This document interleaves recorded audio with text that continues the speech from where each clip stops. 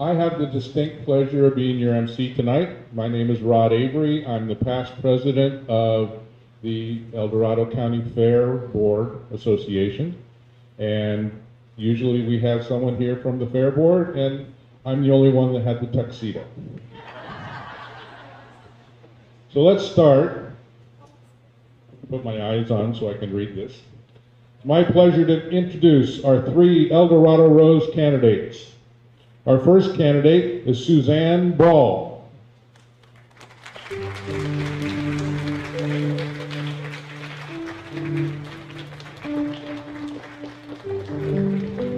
Suzanne is sponsored by the Motherlode Lions Club and is escorted by Lou Gagne, Motherlode Lions president. I hope I pronounced that right.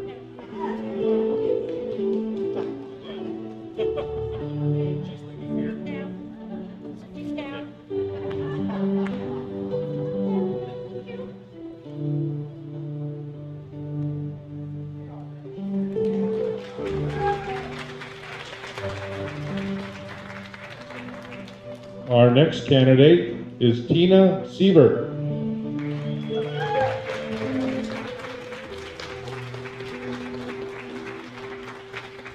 Tina is sponsored by the Hangtown Grain and is escorted by her husband, Richard Bersky.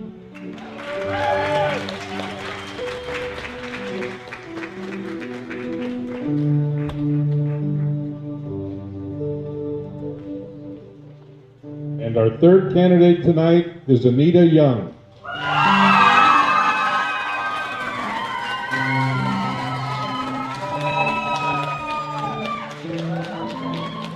She is sponsored by the Placerville Shakespeare Club and is thus escorted by her son, Greg Young.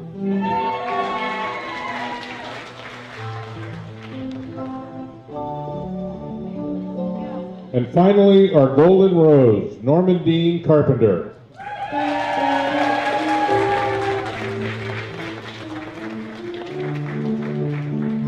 Norman Dean was surprised and honored to be chosen for this year's Golden Rose at the Rose Ball held May 17th.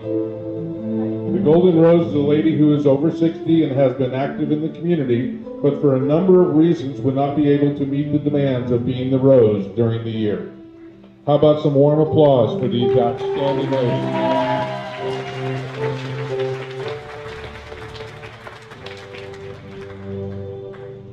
We are especially honored this evening, and we have the mother of our program. We have Dottie Ingram in the audience. Dottie, and I'm sure everyone would like for you to stand up and take a bow, because we owe all of this to you. Thank you, Dottie Ingram. The 2013 Rose was Dolores Wadsworth. Dolores started her year last June, and her year ends with this pageant. Dolores will tell you a little about her year and then introduce her court. Dolores?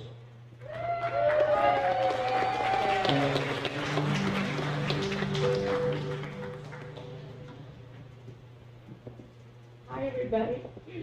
I'm so tired. I am so happy that the American Legion Auxiliary nominated me for this position. Nominated me to be in the running. That's what I mean. And I am so happy. I had such a good time this year. I've done 77 events from El Dorado Hills all the way to South Lake Tahoe. And some have asked me, was there anything that was special? Well, one was actually a little bit more memorable than another. On the 4th of July, and some of the ladies, I'm sure that know what is happening, they say, oh, well, Dolores, but I'm going to say it real nice. At the 4th of July parade up in Garden Valley, then we were invited to another party's house, the chambers, some of the chamber members, and we were outside in the barbecue, and the dogs were chasing me and stuff, and we were having such a good time. And I think one of the dogs was kind of jealous because he thought that he would mark his territory. And he used my dress as a fire hydrant. So anyway, that was memorable. I'm 65 years old. That's never happened. But I have to tell you, I have gotten to know a wonderful group of ladies of the El Dorado Roses. I would have never gotten to know these ladies before. They are just absolutely wonderful. All of you. And I want to especially thank my friend and my court, my rose court, Diana Rowe, for going on all the events with me, so many of them, and just basically putting up with me. Thank you so much, Diana. And Judy Metz. Judy is right down here. Judy does sewing, as you know, and Judy has sewn me over 30 gowns. Judy is excellent. And Judy has sewn for over 20 years, and she does it.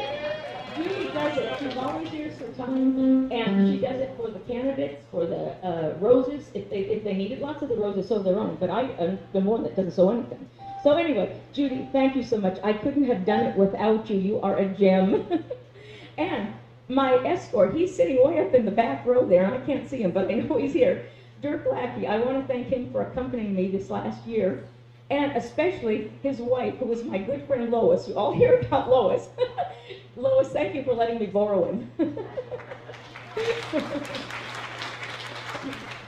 And last but not least, a warm, heartfelt thank you to all of the people who are behind the scenes that we don't even know, some of them probably, that are involved all year long putting this event together. It's a fabulous event. I'm so glad Dottie Ingram Williams is here, and this has just been wonderful. And most importantly, I want to thank you, the audience who is here tonight to support us. Thank you so much. We have a fair. You know, the theme of the fair this year is photos, fathers, and fair. So we're going to try to bring that in our little presentation to you tonight. Well, the first fair in El Dorado County was sponsored by the El Dorado County Agricultural Society in 1859 and ended up being an annual event that they held in September. It began primarily to showcase the farming industry that consists of the orchard and the mini vineyards. The fair was held in Coloma. As the fair progressed, it included produce, handiwork, preserves, livestock, horse trading, and a big brass band. There were commercial exhibits just as there are today. The hit of the fair in 1865 was a 16-pound lump of gold that had been found just a few weeks prior to the fair. It was fantastically shaped and covered with thick stems and thin leaves of gold. The fair moved to its present site, which is here, in 1938. The property was part of the Forney family cattle ranch. The American Legion ran the fair until 1954. Every year they would borrow $30,000 to finance the fair. The Forney family sold the property to the American Legion for $950. And it was stipulated that the property was only to be used as a county fair.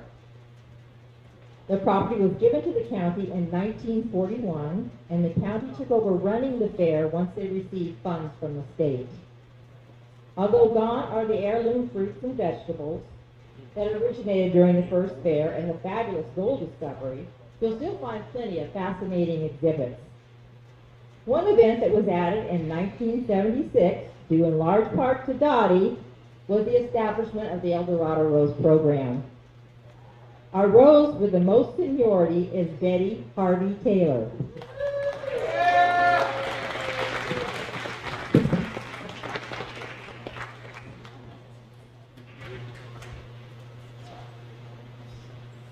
Actually a blow-up of the 1985 fair, and there is Betty right there herself. I also have a done of her that she doesn't really care for this, but it's Betty.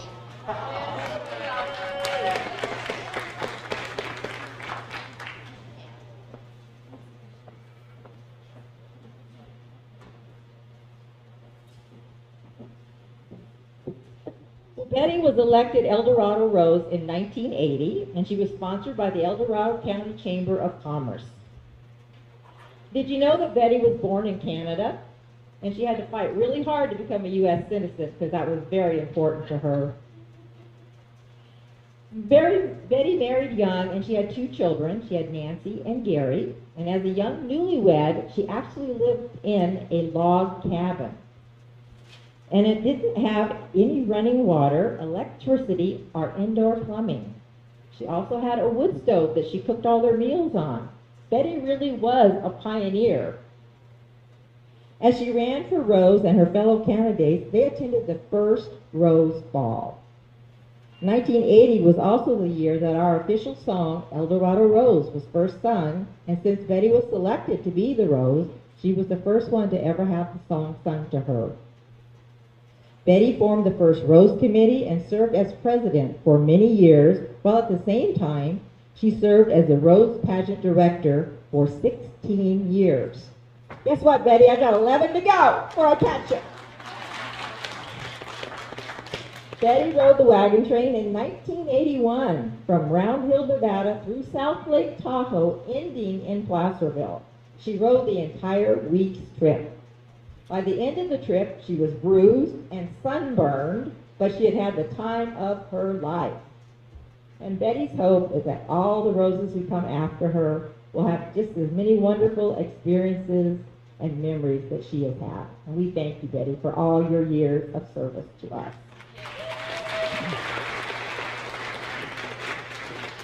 And you know all those exhibits that are out there? Well, you know a lot of our ladies, all these roses, court ladies and golden roses, have contributed to those exhibits over the years. Claudia Bethke won a first in dark chocolate pistachio cookies, and they were yum. And Mary Kay Branchot, first in lemon meringue pie. That was a double yum. Mary Ann Harper, first in table setting. Fran Kilday, first in ceramics, quilt, and jams. Sharon McDavid is back there, first in table setting. Judy Metz, first in tailored wool coat and cable knit baby blanket. Roddy Pattybone, where are you, Ronnie? She had a grand champion dairy goat. And our little Teddy here only got a second in clothing. However, it was a Vogue pattern, and she had 4 pieces to it, so we know those judges just robbed her. We know Teddy did a wonderful job. Now, something that you might have seen in the fair years ago, our Rose, Mary Ann Harper, Rose of 2011, is going to present Aprons from the Past. Now, the principal use of Grandma's apron was to protect the dress underneath, because she only had a few dresses, and it was much easier to wash aprons than her dresses. Aprons required less material, and it just made sense to make more aprons than dresses. Along with protecting her clothing, the apron also served as a pot holder for removing hot pans from the oven and pots from the top of her wood-burning cook stove. Not having modern air conditioning during the summer, those big old aprons wiped many a perspiring brow while Grandma was bent over the hot cook stove. This has taken days of practice. The apron was wonderful for drying children's tears.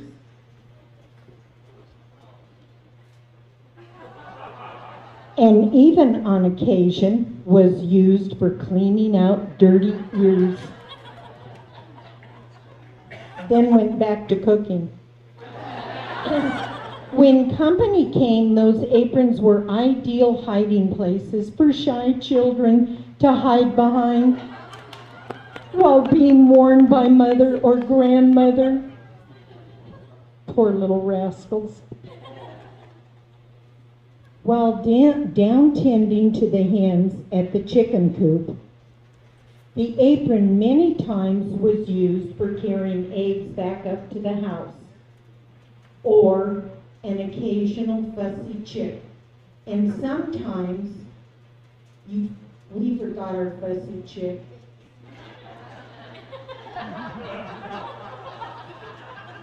Even some half-hatched eggs to be finished hatching by the warmth of the wood-cooked stove. Now what you gonna do with them?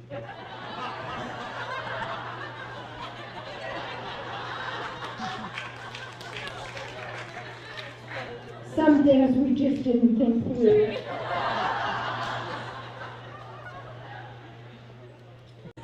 When the weather turned chilly in the evenings, Grandma would wrap her apron around her arms and shoulders instead of using a shawl. She always knew where her apron was, and she usually saved her shawl to wear while going to town. That one didn't cover much though, did it? Some pieces of wood and kindling were brought into the kitchen in that apron. Those baby chicks had to stay warm by the stove, and it would soon be time to get that stove going and start supper.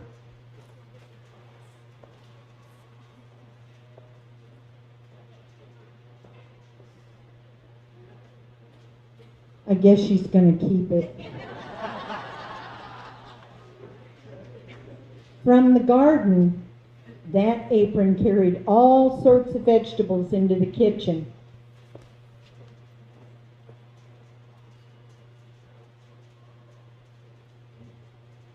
Okay, I'm gonna read in the other room while she's doing this.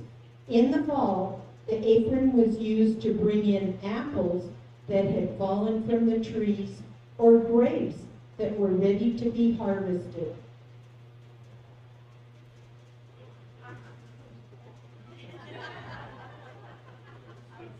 She doesn't want to be stuck with them.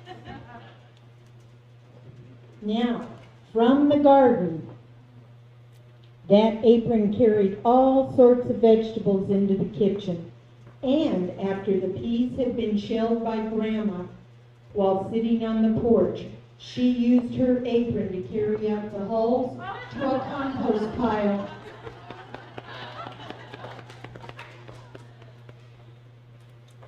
Now we call him a litter bug.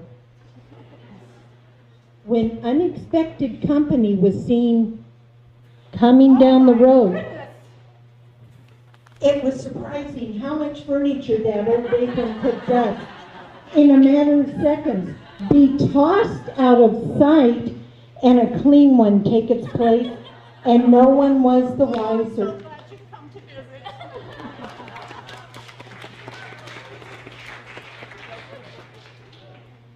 But when company was invited, it was usually for tea.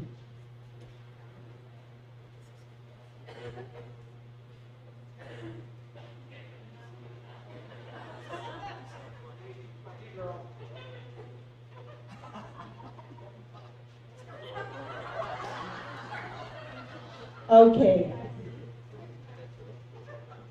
Number 11. When dinner was ready, am I on the right track? Grandma walked out onto the porch, waved her apron just like a flag, and the men folk knew it was time to come in from the fields and eat supper. I'm sorry, Fran. Those were the first clock watchers. But when company was invited, it was usually for tea. And the lady of the house would don one of her most beautifully embroidered aprons that were saved for special occasions. It was important to impress the company. And the apron had to stand up to the standard set by the tea service itself, which had been her mother's and she treasured dearly.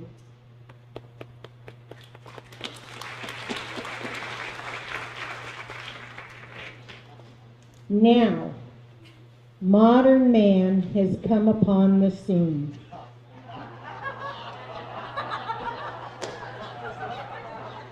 With his own version of the apron. This apron, made from his very own dress shirt, can be worn while entertaining clients, his boss, or his neighbors outside around the barbecue. He still looks dashing and well-dressed while protecting his clothing. What a guy.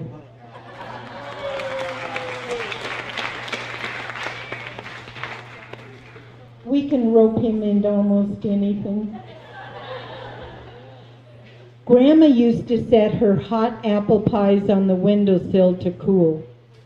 Now her granddaughters set theirs on the windowsill to thaw. It will be a long time before someone invents something that will replace that old-time apron that serves so many purposes. Next on our agenda is Harmonious Melodies of the Gold Rush Choir. Chorus. Give me your answer, fill in a form, one forevermore. Will you still need me? Will you still feed me? When I'm 16, when I'm 17, when I'm 84, when I'm 84.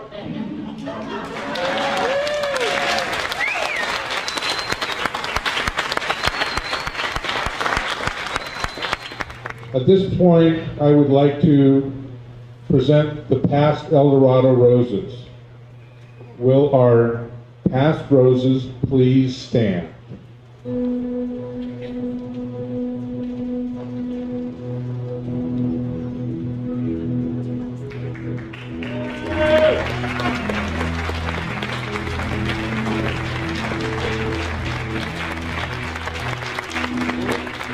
Now, will the ladies of the court please stand?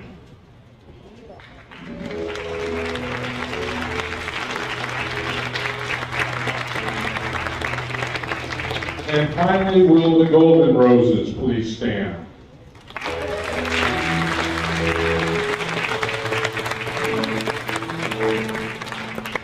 Thank you very much, ladies. Kathy Walter will now read excerpts from the candidates' resumes. Kathy?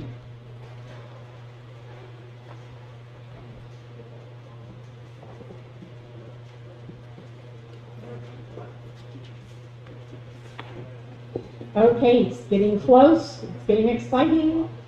Suzanne Ball, our first candidate. Suzanne, would you please stand? Suzanne was born in Wisconsin, but she's been a California girl since the age of 4. She is a mother of 3 daughters. She worked for Pacific Bell Telephone, and she began volunteering when her daughters were young, and she was a member of the PTA, and she also held various positions as an officer. She moved to El Dorado County in 1994. She was a volunteer for SHIELD, Seniors Helping in Enforcement-like Duties, where she won several awards. She currently is a member of the Motherlode Lions Club, where she has helped with various fundraising events, and she will be serving as the 3rd Vice President for the upcoming year. Suzanne Ball.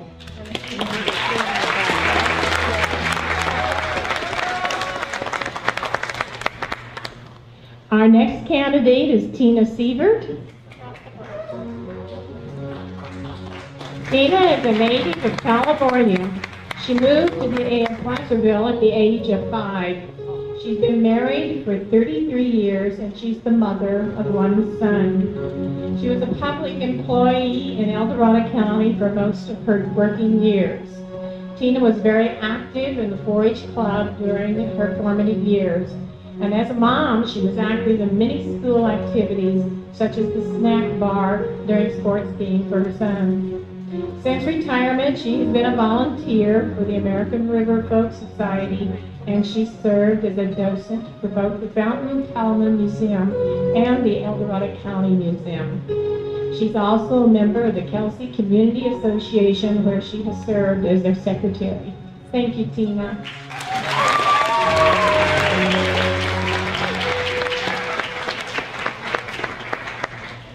Our 3rd candidate is Anita Young.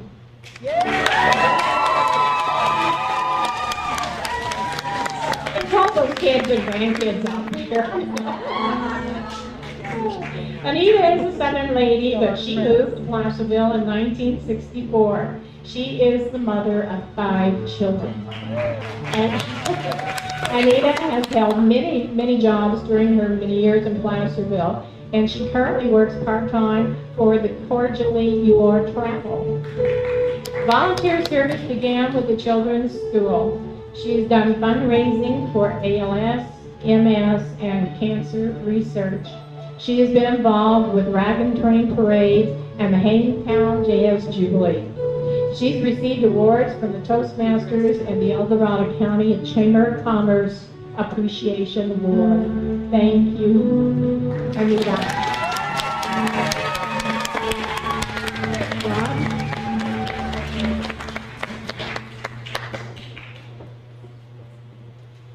I have them all here. Surprise, surprise. Time has come to present the trophies to the candidates. The first trophy is for the most authentic costume. Make sure I got the right one. Nope, yeah, I don't. But I knew where to find it. Most authentic costume goes to Anita Young.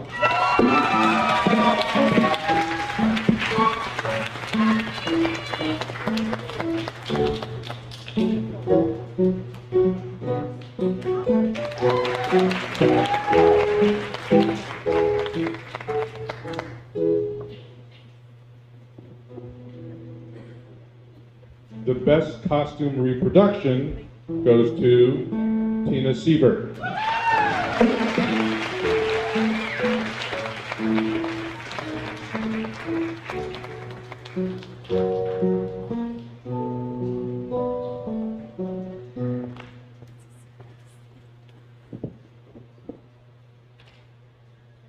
The ladies of the court. If I don't break the trophies. Ladies of the court, Suzanne Ball.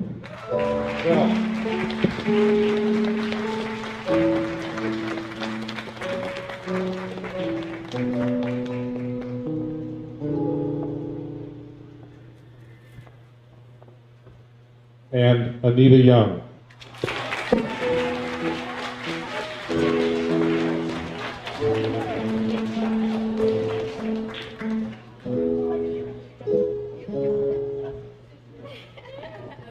That must mean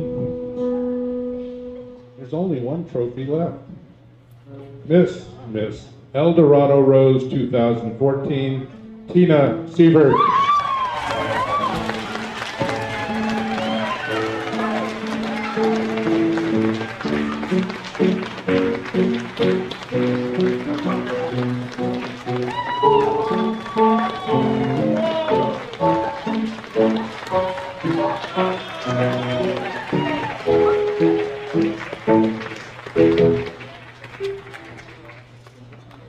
I would like to have Dolores present the 2014 Rose Sash to the 2014 El Dorado Rose.